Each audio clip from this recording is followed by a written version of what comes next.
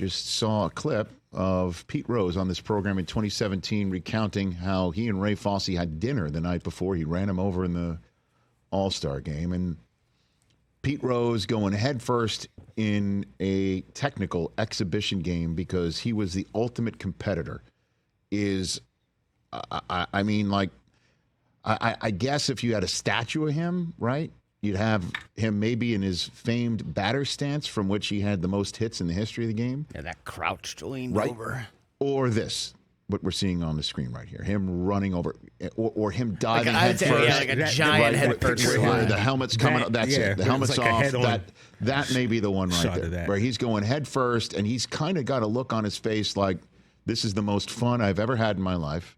There actually is a statue of that in Cincinnati, right? Yeah. And so, that's it. That's it right there. I'm coming for you. Look at that. And by the way, I'm loving this because I know I'm going to beat you. Yeah. Right. Yeah, played more winning games than anyone. Right. And in a genteel sport, right? He had some brass knuckles. No doubt. And he let you know. I'll remember one of the sound bites he also gave us here on this program where he said something along the lines of, golf is tough, but what are these guys complaining about? Their ball's not moving. Right. Have them hit a ball that's moving. That was his approach. But you can't mention Pete Rose without everything else.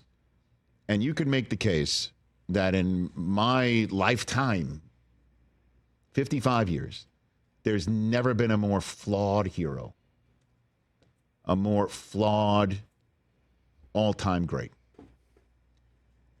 And the man signed a document saying he did what he did. He signed a document, and he got banned for life. And the man who banned him for life then passed away, and he never made it in the Hall of Fame. And I will always say this. It's a Hall of Fame and museum. Should there be a plaque in the Hall of Fame with Pete Rose's name on it? You bet.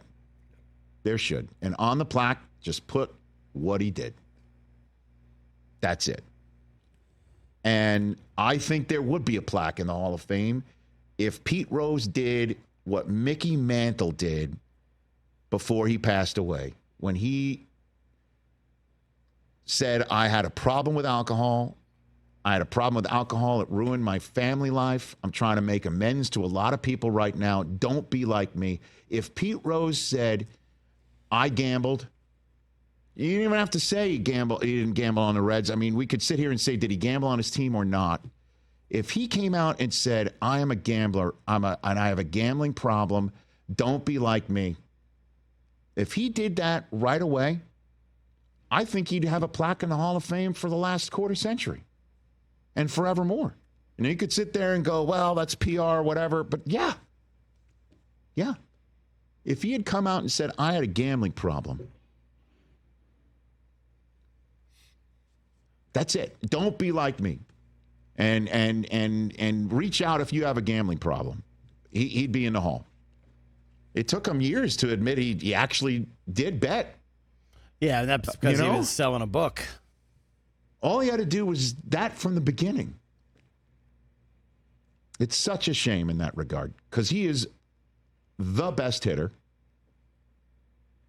And he was truly notable achievements.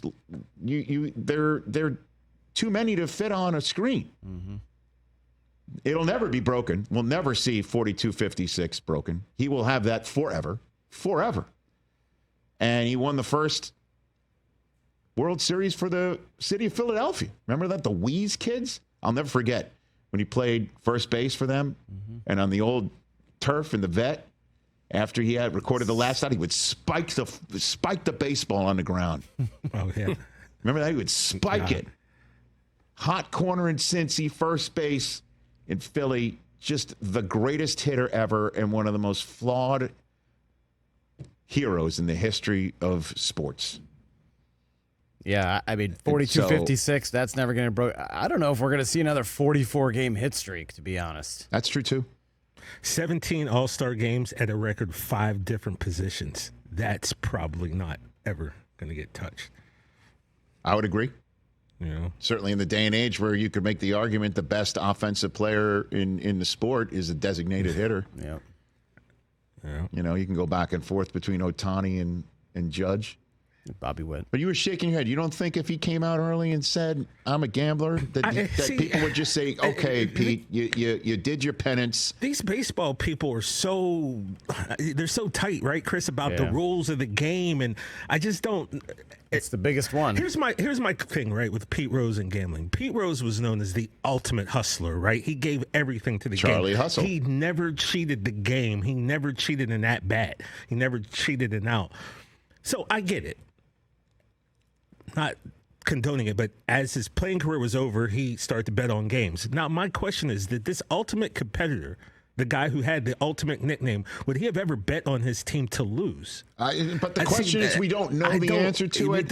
And baseball had him dead to rights, and he signed a document, and then the guy who banned him passed away, and then he denigrated.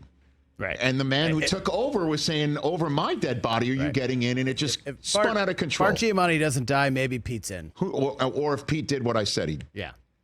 But rest in peace, 83-year-old Pete Rose.